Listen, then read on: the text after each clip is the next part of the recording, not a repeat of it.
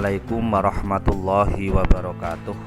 Anak-anakku semua yang dirahmati Allah, pada pertemuan kali ini Bapak Syihab akan menerangkan tentang pengertian ijtihad, yaitu mengerahkan tenaga dan pikiran dengan sungguh-sungguh untuk menyelidiki dan mengeluarkan hukum-hukum yang terkandung dalam Al-Quran dan hadis dengan syarat-syarat tertentu. Yang kedua, materinya kedudukan ijtihad. Ijtihad menempati kedudukan dalam sumber hukum Islam setelah Al-Quran dan hadis.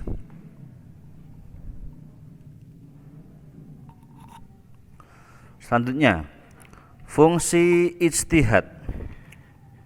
Fungsi ijtihad menetapkan hukum sesuatu yang tidak termuat dalam Al-Quran maupun hadis.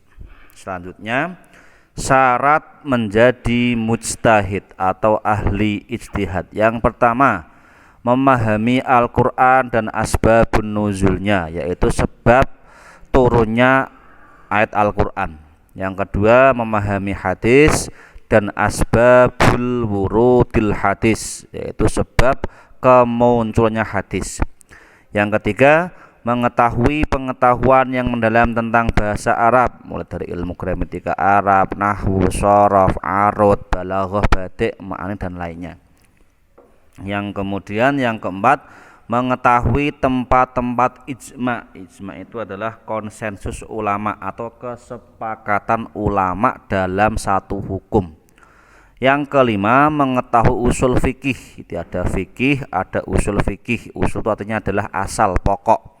Ya, seperti saya contohkan, al-hukmu yadur ma'al wujudan wa adaman. Di suatu hukum itu pasti ada ilatnya atau alasannya. Kenapa kok bisa dibilang haram, kenapa dibilang makruh, kenapa dibilang halal.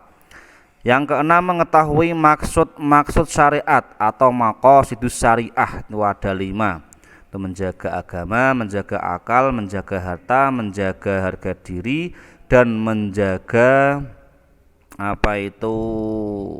hifdun nasli, menjaga keluarga.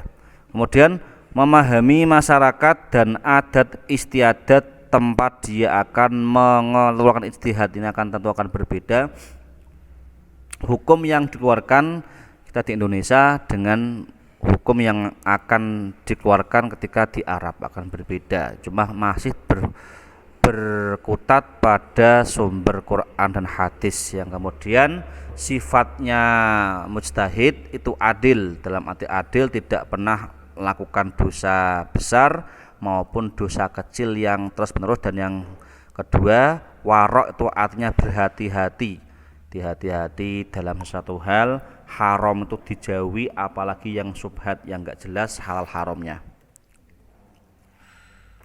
Selanjutnya, bentuk-bentuk ijtihad.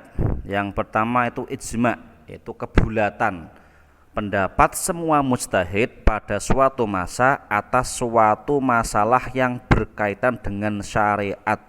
Ini maksudnya gini, semua ulama itu tidak ada perbedaan pendapat, atau bahasa yang kekinian namanya konsensus, kesepakatan ulama. Yang kedua adalah qiyas. Qiyas yaitu menetapkan hukum atas suatu perbuatan yang belum ada ketentuannya berdasarkan sesuatu yang sudah ada ketentuan hukumnya, dengan melihat kesamaan antara keduanya, itu namanya qiyas. Seperti kita ketahui yang masyhur itu qiyas haramnya daging anjing dikiaskan dengan haramnya babi, yang jelas. Yang dua, istihab. Istihab yaitu melanjutkan berlakunya hukum yang telah ada dan yang telah ditetapkan karena adanya suatu dalil sampai ada dalil lain yang mengubah hukum tersebut.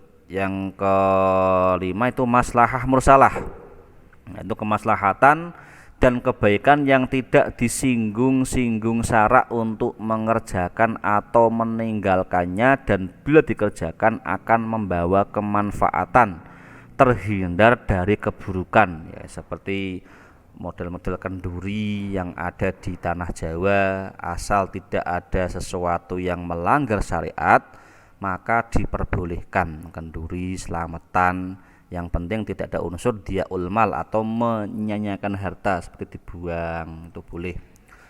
Selanjutnya uruf, itu kebiasaan yang dilakukan oleh seseorang atau sekelompok orang baik, kata-katanya maupun perbuatannya itu uruf. Bahkan dalam kaidah fikih diterangke al-urfu atau al-adah muhakkamah, itu kebiasaan orang selama tidak bertentangan dengan hukum baku fikih, maka diperbolehkan menjadi landasan hukum al-adah muhakkamah. Selanjutnya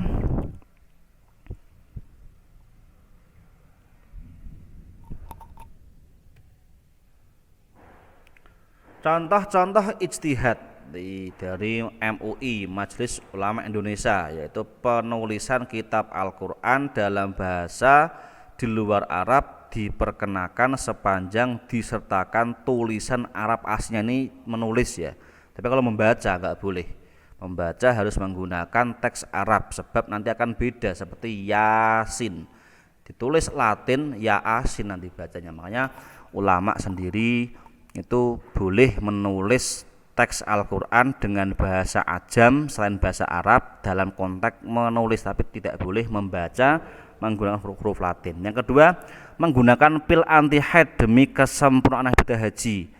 Ini pasti berhubungan dengan medis. Ketika medis kok memperbolehkan, tidak ada maldorot atau bahaya bagi perempuan, maka hukumnya boleh menunda haid dengan cara minum obat. Dan yang ketiga, vasektomi dan tubektomi termasuk usaha pemandulan, termasuk haram. Ini apa itu membuat sel rahim itu enggak bisa membuahi, itu hukumnya haram. Selanjutnya ini saya cukupkan dulu, nanti ada beberapa soal, silahkan nanti dikerjakan. Dan tadi apa yang saya sampaikan mohon diulas kembali, ditulis, dipelajari, dikembangkan dengan materi-materi yang lainnya. Nanti kita ketika laring kita bertemu, kita diskusi bersama-sama. Demikian yang seperti bisa saya sampaikan. Wassalamualaikum warahmatullahi wabarakatuh.